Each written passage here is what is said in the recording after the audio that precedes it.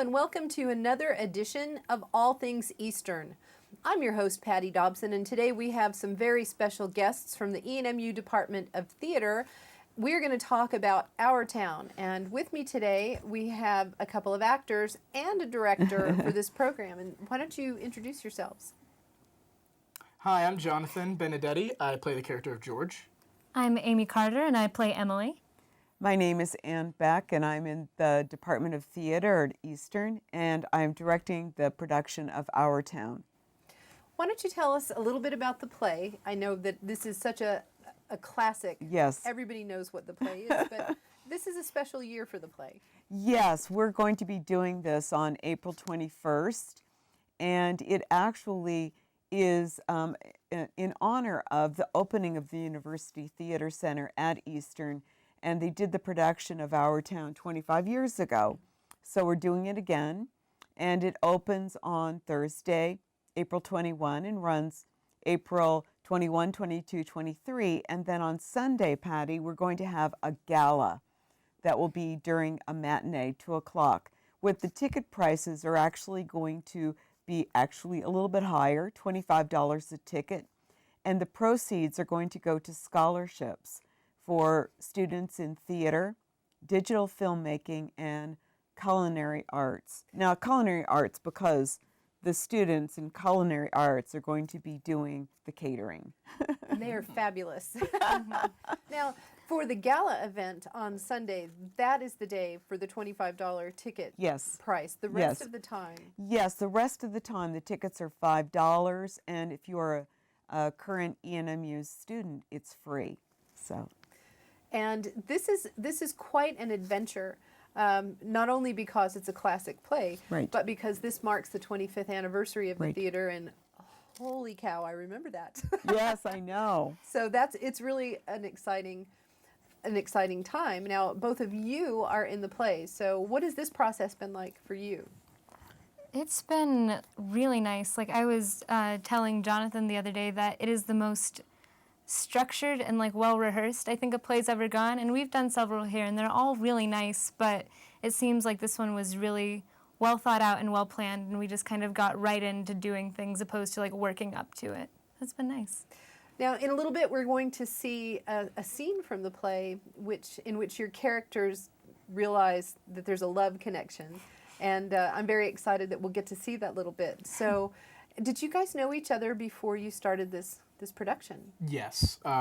She worked for me last year, 2 years ago. Yeah, last year. Last year, as when I was working the shop as the manager, and she worked for me, and we've worked together before. Yeah, so it's definitely not an uncomfortable environment whatsoever. Yeah, everyone in the department kind of knows each other. We all talk, and we're a decently, I say small, it's not that small of a department, but we all see each other and all are in the same classes, so it works out. You've got a nice community. Yes. And Anne, what is it like for you directing this production? Well, Patti, it's pretty exciting because what we're doing is Thornton Wilder decided, he wrote the play in 1938, just to give a little background.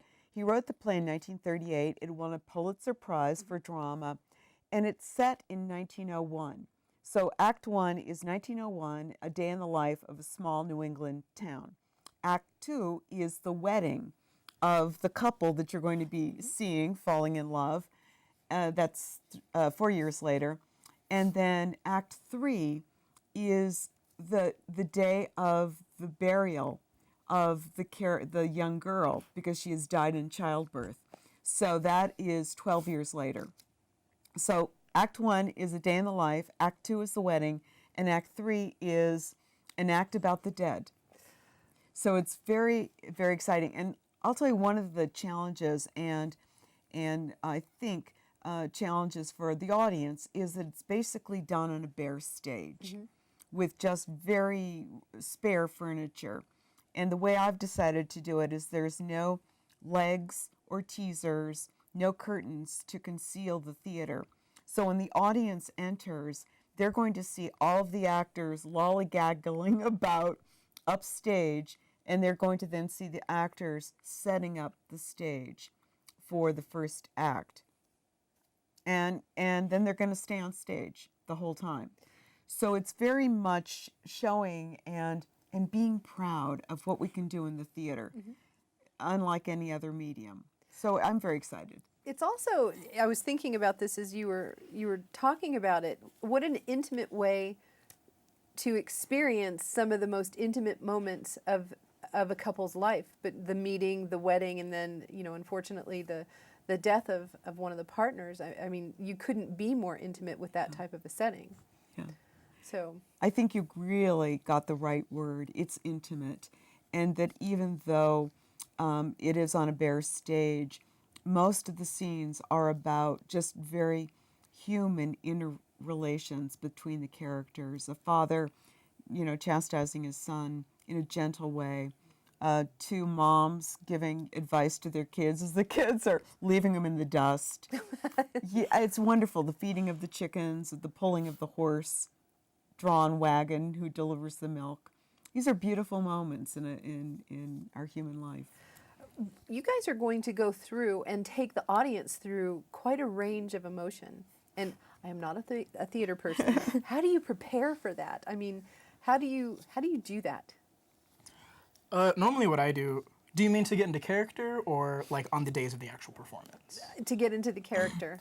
Normally, our teachers do a very good job of teaching us a bunch of different types of methods, such as method acting and Stanislavski, Udahagen, whatever, and they give us free range to build our characters however we see fit with their guidance.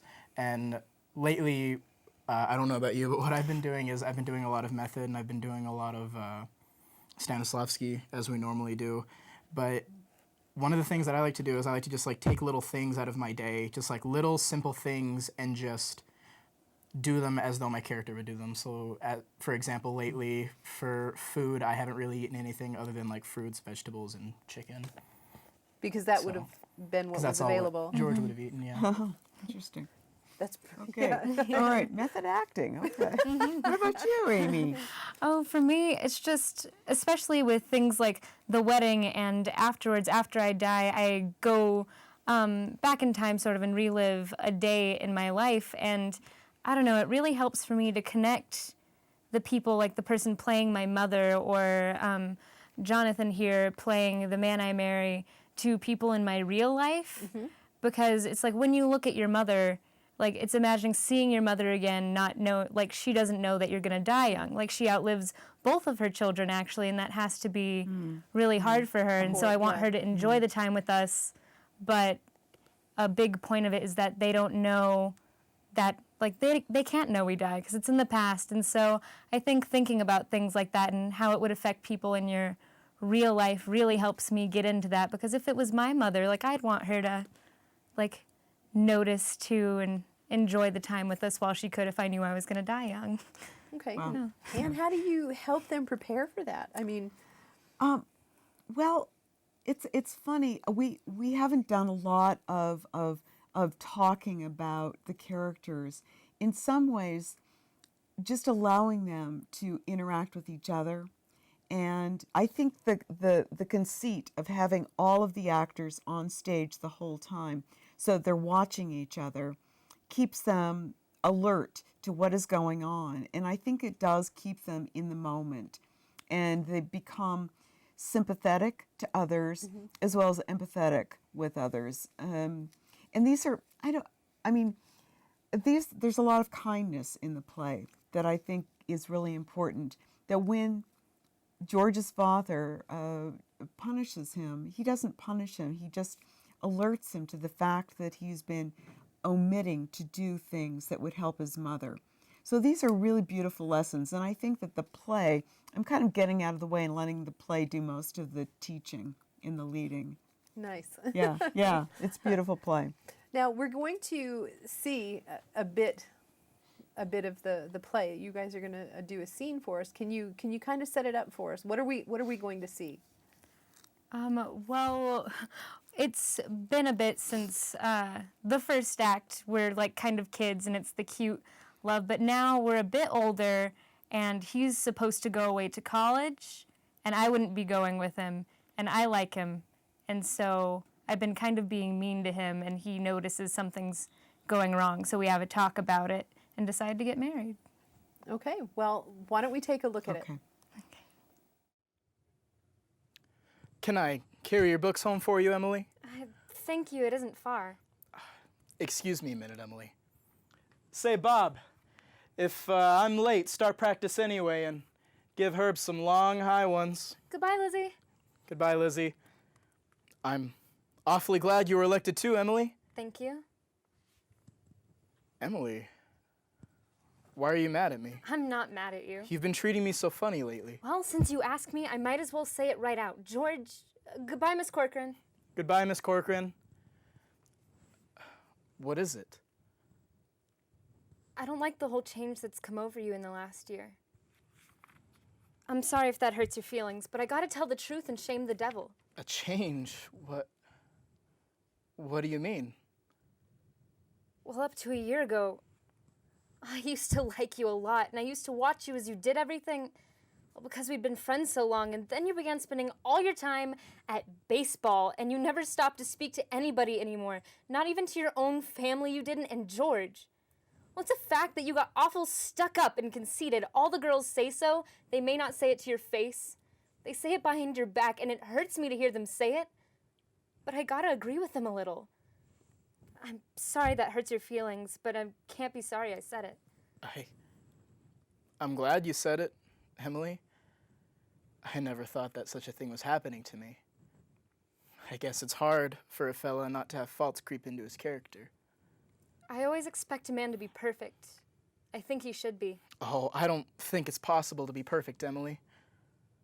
Well, my father is. And as far as I can see, your father is, and there's no reason why you shouldn't be too. Well, I feel it's the other way around. That men aren't naturally good, but girls are. Well, you might as well know right now that I'm not perfect. It's not as easy for a girl to be perfect because girls are more... Well, we're more nervous, and now I'm sorry that I said that about you, and I don't know what made me say it. Emily. I can see it's not the truth at all, and it probably wasn't important anyway. Emily, if I go away to State Agriculture College next year, will you write me a letter once in a while? Well, I certainly will. I certainly will, George. But it seems like being away 3 years, you'd get out of touch with things. Maybe letters to Grover's Corners wouldn't be so interesting after a while. I mean, Grover's Corners isn't a very important place when you think of all New Hampshire. But I think it's a very nice town. The day wouldn't come when I wouldn't want to know everything that's happening here. I know that's true, Emily. Well, I'll try to make my letters interesting. You know, Emily, whenever I meet a farmer, I ask him if he thinks it's important to go to agriculture school to be a good farmer. George. Yeah, and some of them say that it's even a waste of time. You can get all those things anyway out of the pamphlets the government sends out. And Uncle Luke's getting old. He's about ready for me to start taking over his farm tomorrow if I could. Oh my. And like you say, being gone all that time in other places and meeting other people, gosh, if anything like that can happen, I don't want to go away. I guess new people aren't any better than old ones. I'll bet they almost never are. Emily, I feel that you're as good a friend as I've got. I don't need to go and meet the people in other towns. But George, maybe it's very important for you to go learn all about the cattle judging and things like that. Of course, I don't know.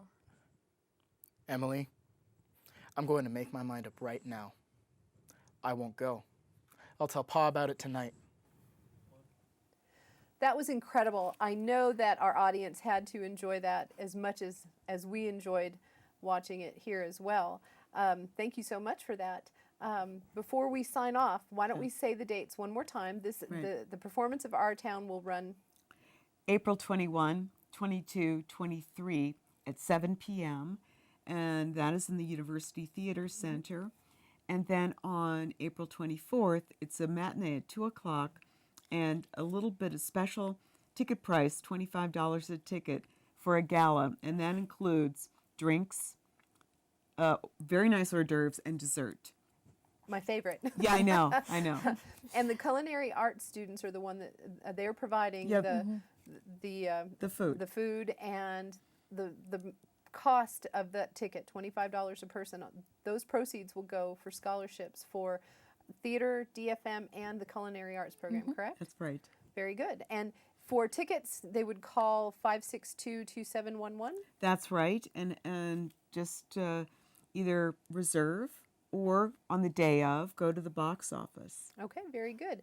Thank you so much for joining us, and I will be there on the gala day, because I'm assuming this means not only a great play, great entertainment, great food, but we can dress up a little bit too, and you don't get a chance to do that very often. Oh, that's a good point. Very good. Thank you so much for joining us, and we will see you guys toward the end of April.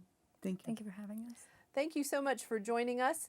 My name is Patti Dobson. You have just finished watching another issue of All Things Eastern. We hope to see you next time.